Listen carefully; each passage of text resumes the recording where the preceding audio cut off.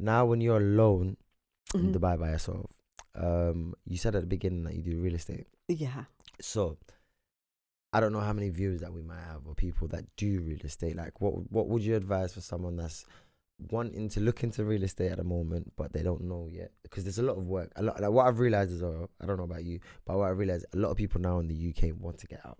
Mm-hmm. Everybody wants to either Qatar, Saudi, any sort of little job that can get you out of here.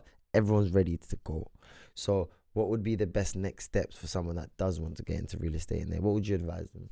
So first, I would advise to get to a really good brokerage, and as a beginner, so in real estate, anybody can do real estate, but it's the more experience you have, the more knowledge you have, the easier you can maneuver around, move into another country. So what I did was I got into real estate because I just woke up and I believed myself. I remember I was watching Selling Sunset during COVID. Yeah. I was like, hello, like events, another pandemic can happen and events is shut down. Yep. So I said, you know what, let me do a career change. I was watching Selling Sunset. I was like, you know what, I can do what these heifers are doing. Watch me.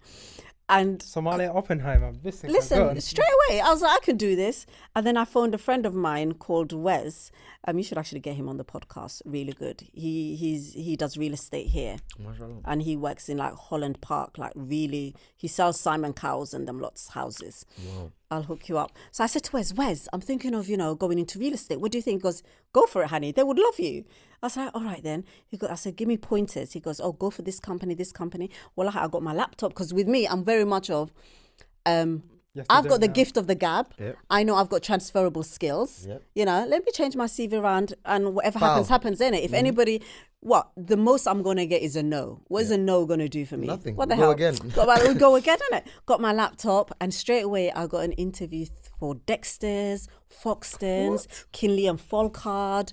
And then I phoned him and I said, Wes, I got interviews for this one and this one and this one. Which one shall I go for? Because he's already done what I'm doing.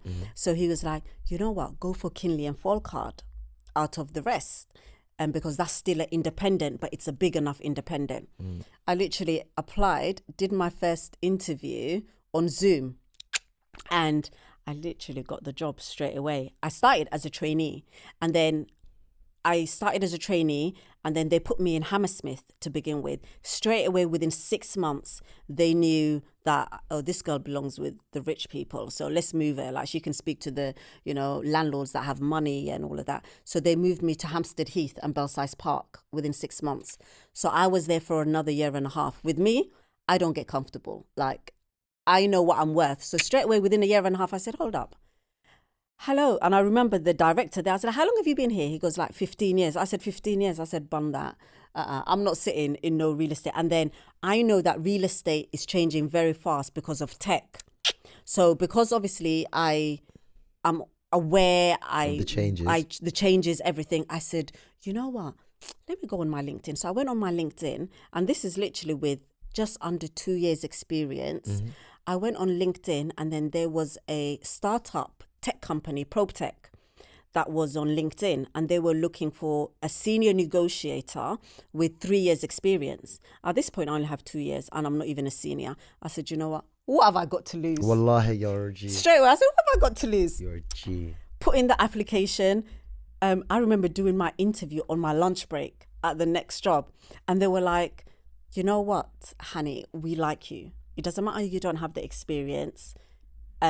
Feel free to, and this job as well was remote. So it was 2 days in the office, Beautiful. 3 days at home, tech. So that was another experience within real estate, working in WeWorks. So it was a completely, went from a little office to having your coffee. But it's nice though. It was nice, coming in your lovely. tracksuits, your jumpers, it was a completely different. Do you feel like startups really bring you closer to work and teach you so much? Oh, and I've learned so much because I was navigating in a lot of different industries where till now I work with them. Mashallah. And I still have my shares because obviously I was They like the started off, first so 10. done ESOP. Yeah, so I was one of the first 11 employees that they had, and I still work with them anyway. So he was like, well, when can you start? I said, well, it depends. Do you guys want a reference? Because with me, I'll talk because At most, they can say no. I said, well, if you want a reference, I have to give notice for 2 weeks. If you don't want a reference, I can start on Monday. Because at the end of the day, I've collected all my commission. There's only one commission that's waiting, and I don't mind forfeiting because the salary at this one, at the tech company, was higher anyway. So they were like, okay, start on Monday. Okay, and then I left. And then I was doing that for 2 years and a half. They built this software company where software CRM, where you can transact in real estate internationally everywhere. So aside of that was a side where freelance estate agents can come onto the system, work for themselves as a freelancer and close deals using the system. So the system has the properties and they get commission. That's sick. So then after I worked there for 2 years, I said, you know what, guys? I'm going to be I said, how about, I said, I'll be more benefit of you guys if I do the other side, as well as I said, you guys are lacking viewing agents. How about, and I remember speaking to the CEO and said, listen, Hebel, I've got a proposition for you. He goes, what, honey? I said, look, there's a way of you getting what you want and me getting what I want. It's going to benefit both of us, but I'm going to make money, but you can't take a cut of my money. He goes, what is it, honey? I said, you know what? I'm going to start training viewing agents to come on the platform, but teach them how to do the viewings, how to get the leads, do a proper, and teach them how to close, basically. And he goes, basically take them throughout the whole journey. Yeah, journey, and then I will put them onto the platform. So now you have viewing agents that are trained, because the issues we're having is we're getting a lot of agents that come onto the platform, but they're not trained and they're not closing deals. He goes, do whatever you're doing. So then I said, okay, fine. So then I started training viewing agents, charging £1,000 per training, and then putting them to the system. And he was like, honey, do what you're doing. As long as you don't do it on my time, go for it. And then after that, I went freelance for them.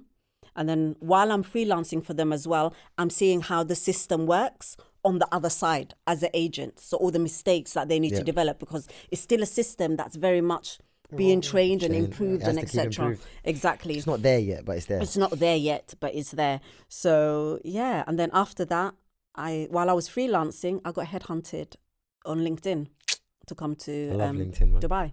I love LinkedIn. I love LinkedIn. Hey, you're right, Hamza. How you doing? How's it going? Yeah. That is the best. That's how I got into real estate. It was literally, that's how it happened. I saw selling sunset and I believed in myself. I can do what they're doing. End of. So you said you got headhunted to Dubai. So what are you doing in Dubai currently? So Dubai, what I'm doing is I'm working on off-plan investments. So what off-plan investments is, so you can get on the property market 30% lower than the value of the property when it's ready. And then, especially as Muslims, it benefits us because there's no mortgage involved. You put 20% of the property value down, and then you pay in installments 5% every 6 months. And usually what happens is, depending on what your investment is, so it depends. If an investor comes to me and says, honey, I've got 10 million, what do you advise me on? So I would advise him on